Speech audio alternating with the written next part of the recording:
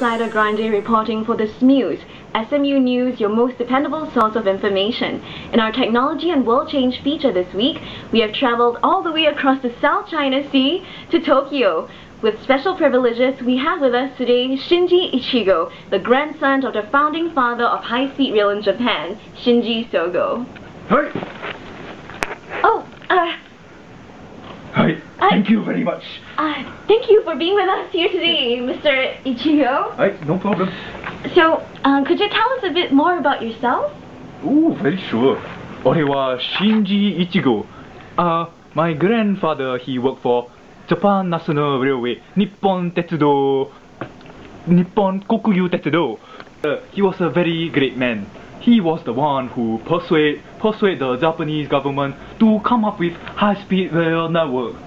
This project later became Shinkansen. Shinkansen, you know? Yes, I've heard about the Shinkansen. Shinkansen, very good system. It is the first high-speed rail system in the whole world. That's very impressive. When did the Shinkansen first operate in Japan? Oh, this story, last time my great-grandfather always tell me about it. Last time, in 1958, he really believed in the idea of high-speed train, so he pushed the government until they gave approval, and then the government began to construct the first high-speed rail line in the whole world between Tokyo and Osaka, and this line was called the Tokaido Shinkansen. And so the first Shinkansen trains, they went into service on 1st October 1964. Just in time for Tokyo Olympics in that year. So that year, 1964, very great year for Japan because of my great-grandfather. And this Shinkansen, it cut the travel time between Tokyo and Osaka by 3 hours. 3 hours? And the Shinkansen train between Tokyo and Osaka, it hit the 100 million passenger mark in 3 years. 3 years. Wow, what an achievement. Yep, and that's not all. In 1976, it hit the 1 billion passenger mark. 1 billion? The whole world only 6 billion people. Mr. Shinji, I was hoping you could tell us more about how the Shinkansen trains actually work. Like Shinkansen trains in Japan, they operate on their own lines, not separate from conventional lines or freight lines. Then this separation of lines allow the Shinkansen train to be very punctual. Very punctual. After the point, they arrive within 6 seconds. 6 seconds? Yes, 6 seconds. I know bluff you. 6 seconds within of the predicted time. Oh. This system is perfect. Perfect. Okay, Shinkansen tracks, they are standard gauge and they are designed to go over and under obstacles instead of going around the obstacles. And so this is to ensure the Shinkansen track go very straight. Go very straight means go very fast. Yes, very fast. So, if the train they want to go very fast, they must use a lot of power. They get the power through their track. Their track give them 25,000 volts of AC power. AC is alternating current. Conventional electric line 1,500 DC power. That is useless. Shinkansen 25,000.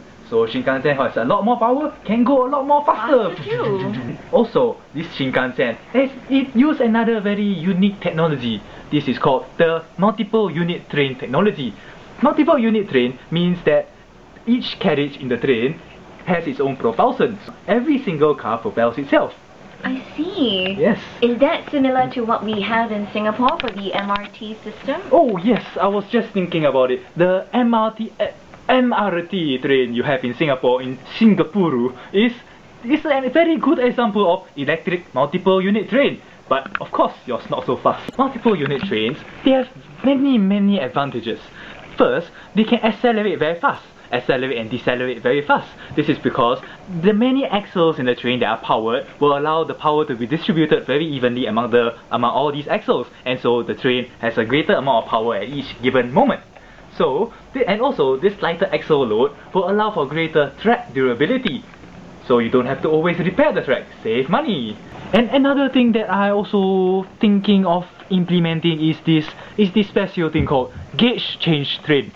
Gauge change train will allow Shinkansen to move from standard gauge to narrow gauge conventional lines. And since a lot of Japan use these conventional lines, it will allow Shinkansen to move to these conventional lines as well. and so they can give all the people who stay near conventional line stations the Shinkansen service. Oh, I see. I'm so clever. Oh. You're bringing it down to a greater community. So thank you so much for sharing all this with us. Arigato. Arigato. Arigato. Thank you, Mr. Shinji. And this has been Lucida Grande reporting from SMUS. Join us next week for more information on technology and world change.